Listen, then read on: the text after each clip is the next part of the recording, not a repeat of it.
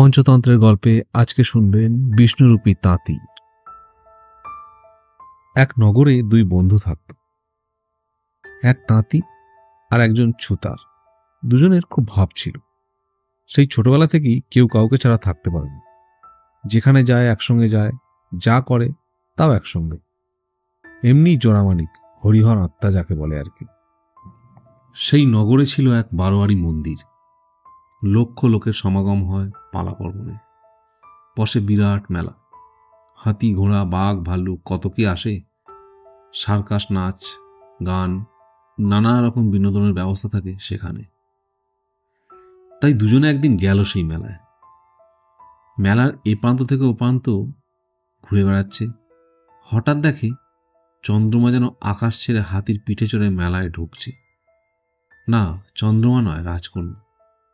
লোকে তাই বলছে। তাঁতি তাকিয়ে আছে অপলক।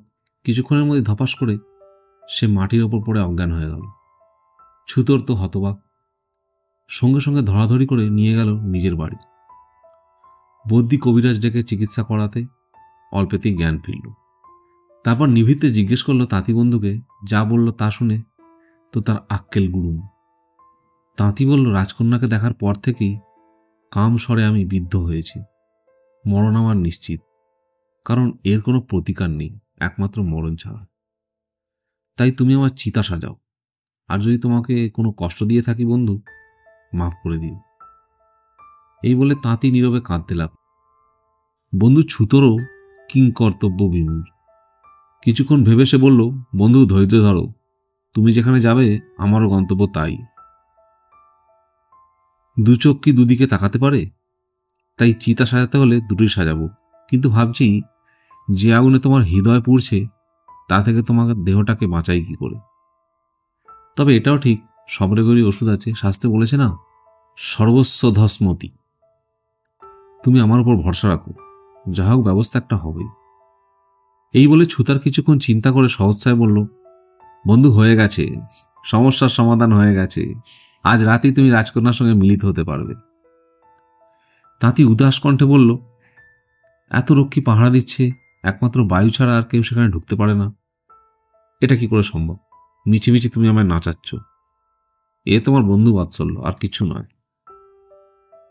ছুতোর দৃঢ়তার সঙ্গে বলল, তুমি শুধু আমার কথা মতো কাজ করবে, তারপর দেখবে আমার বুদ্ধির জোর কতখানি। এই বলে ছুতোর তার পরিকল্পনা খুলে বলল। তাঁতিকে সে শঙ্খ, চক্র, গদা, পদ্মধারী বিষ্ণুরূপে সাজিয়ে দিয়ে রাতের বেলায় অন্তঃপুরে পাঠাবে। যন্ত্রচালিত গরুড়ে চড়ে সে যাবে। ছুতার দ্রুততার সঙ্গে সব ব্যবস্থা করে ফেলল এবং বিষ্ণুরূপী তাঁতি যথাসময়ে রাজকন্যার সামনে গিয়ে হাজির হল। রাজকন্যা হতভম্ব। কিছু বলার আগেই তাঁতি বলল, তুমি আমার লক্ষ্মী, আগের জন্মে রাধা ছিলে। তোমায় ছাড়া আমি থাকি কি করে বলো বলো তো। স্বয়ং বিষ্ণুকে দেখে রাজকুমারী বিমোহিত, বিস্মিত। না বলার সাহস নেই। তাই বলে নারীর ভূষণ ত্যাগ করাও সহজ নয়। অতঃপর বিষ্ণুরূপী তাঁতির সর্বৈব সান্ত্বনায় রাজকুমারী নিজেকে তার হাতে তুলে দেয়। ভোর হওয়ার আগেই দেখা হবে বলে তাঁতি চলে গেল। এভাবে চলতে লাগলো বিষ্ণুরূপী তাঁতি আর রাজকন্যার গোপন অভিশাপ। কিন্তু গোপন বিষয় আর কতদিন গোপন থাকে? বীজের অঙ্কুরের মতো তো তা একদিন প্রকাশ পাবেই। রাজকন্যাও ধরা পড়ে গেল। রক্ষীর একদিন রাজাকে গিয়ে জানালো, মহারাজ, আমাদের দায়িত্ব পালনে একটুও ফাঁক নেই, যে রাজকুমারীর মহলে মাছিও ঢুকতে পারে। কিন্তু তারপরেও বলছি, রাজকন্যার মহলে কেউ একজন গোপন অভিসারে আসে। রাজার মাথায় আকাশ ভেঙে পড়ল। তিনি ব্যাকুল চিত্তে ভাবতে লাগলেন, মেয়ের বাবার চিন্তার আর শেষ নেই। কখন কি কেলেঙ্কারি ঘটে বসে, মেয়েকে কার হাতে দেব, এ এক বিরাট সমস্যা। আবার দিলেও সুখী হবে কিনা সেও সমস্যা।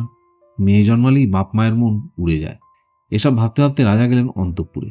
রানীকে গিয়ে বললেন, এতকাল দুধ কলা দিয়ে যাকে পুষছ, সে ছোবল মারার জন্য তৈরি। রানী বিস্ময় মিষ্টের ন্যায় তাকিয়ে আছেন। রাজা তখন সব কথা খুলে বলে রানীকে বললেন, জেনে এসো রাতের বেলা মেয়ের ঘরে কে আসে। রানীর বুকটা যেন কে চেপে ধরল। দুরু বক্ষে কম্পিত পদে তিনি গেলেন রাজকন্যার প্রাসাদে। বললেন, পাপিষ্ঠা, বল তোর কাছে কে আসে। কার জমের বাড়ি যাওয়ার স্বাদ হয়েছে। রাজকন্যা সলজ্জভাবে সব খুলে বললে রানীর মুখ থেকে পাথরটা সরে গেল। তার শরীরটা যেন পালকের ন্যায় হালকা হয়ে গেল। তিনি যেন উড়ে গিয়ে রাজাকে বললেন, মহারাজ, আমাদের ভাগ্যদেবতা সুপ্রসন্ন, স্বয়ং বিষ্ণু আমাদের জামাতা, গরুর বাহন আমাদের মেয়েকে গান্ধর্ব মতে বিবাহ করেছেন। রাতের বেলা তিনিই আসেন। আনন্দে রাজা যেন রানীকে জড়িয়ে ধরতে যাচ্ছিলেন। নিজেকে সংবরণ করে বললেন, তাহলে আমাদের চেয়ে সুখী আর কে আছে? এবার জামাইয়ের আশীর্বাদে আমি পৃথিবী জয় করব। উচ্ছ্বাস স্তিমিত হলে রাজা রানী রাতের অপেক্ষা করতে লাগলেন। কখন তাদের জামাতা অভিসারে আসবে সেই অপেক্ষায় আর সময় কাটে না। তারপর এলো সেই মহেন্দ্রক্ষণ। রাজা রানী সাগ্রহে তাকিয়ে আছেন আকাশের দিকে। হঠাৎ দেখেন গরুড়ে চড়ে স্বয়ং নারায়ণ আসছেন তাদের মেয়ের ঘরে। তাদের আনন্দ আর কে দেখে।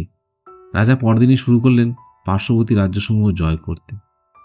তার অত্যাচারে অতিষ্ঠ হয়ে একদা সমস্ত রাজা জোটবদ্ধ হয়ে তাকে আক্রমণ করলেন। রাজা কিছুতেই পেরে উঠছেন না। দিনে দিনে তার রাজ্য সংকুচিত হয়ে আসছে। বাকি আছে শুধু দেওয়াল ঘেরা প্রাসাদটুকু। রাজা তখন মেয়েকে ডেকে বললেন, মা, তুমি জামাইকে একটু বলো, না হলে তো আর রক্ষে নেই। স্বয়ং বিষ্ণু যা জামাতা, তার কি না এই দশা। রাজকুমারী পিতাকে আশ্বস্ত করে তাঁতিকে গিয়ে বলল, আপনি স্বয়ং নারায়ণ যা জামাতা, তারা যেভাবে ধ্বংস হলে আপনারই তো অপযশ হবে প্রভু। সে তো আমি সইতে পারি না। এটা তো আমার কাম্য হতে পারে না। তাঁতি বীরত্বের সঙ্গে বলল, অবশ্যই নয়, আজই আমি সব ব্যবস্থা নিচ্ছি। তুমি শ্বশুরমশাইকে বলো তিনি যেন নিজে যুদ্ধে যান। আমি আগে থেকেই শত্রু সৈন্যদের দুর্বল করে রাখব। তিনি মারবেন। আমি নিজের হাতে মারলে ওরা স্বর্গে যাবে। রাজকন্যা খুশি হয়ে পিতাকে গিয়ে সব বলল। রাজাও পরদিন সাড়ম্বরে যুদ্ধে গেলেন। এদিকে তাঁতির কপালে চিন্তার রেখা দেখা দিল। সে ভাবল, সুখের জীবন শেষ, আজ ধরা পড়তেই হবে। ফলে রাজকন্যার সঙ্গে চিরতরে বিচ্ছেদ ঘটে।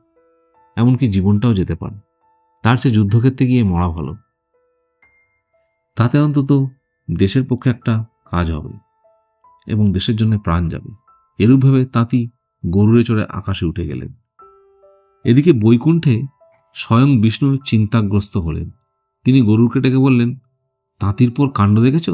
গরুর বলল, প্রভুর কৃপায় সবই জানি। বিষ্ণু বলল, ও বেটা যুদ্ধে মারা গেলেই সবাই ভাববে মানুষের হাতে বিষ্ণু তার বাহন সম মারা গেছে।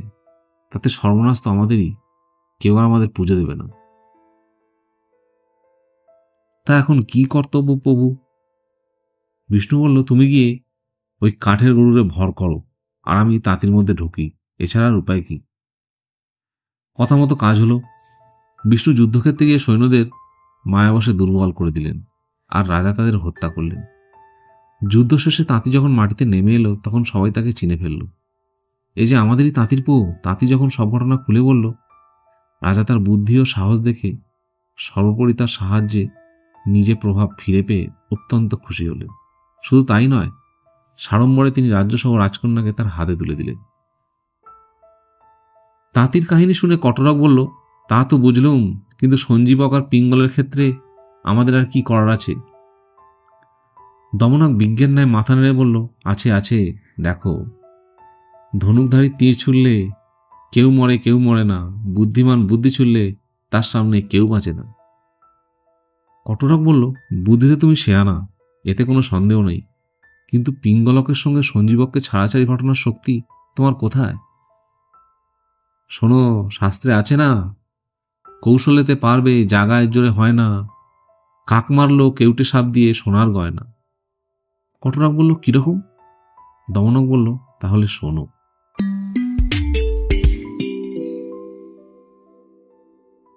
আজ এ পর্যন্তই। দেখা হবে পরের পর্বে। ততক্ষণ ভালো থাকুন।